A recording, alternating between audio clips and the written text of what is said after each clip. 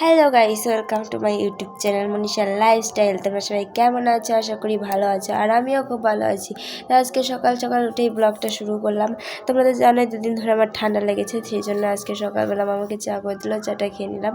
তারপরে চলে এলো একটা ইম্পর্টেন্ট পার্ট, মানে ওষুধ খেতে কিন্তু আমার একদমই ভালো লাগে না। আমার মতন ওষুধ খেতে কে কে পছন্দ করো না তারা কমেন্ট করে বলো। ওষুধ খেতে কেমনই যেন একটা লাগে, ভালো লাগে না একদম।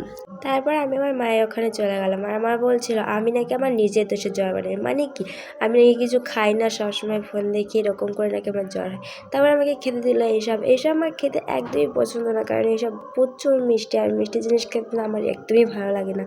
তারপর অনেক কষ্টে এগুলো খেয়ে মাকে একটু রান্নাতে হেল্প করলাম। মা আমাকে বললো একটু হেল্প করে দেয় রান্নাতে।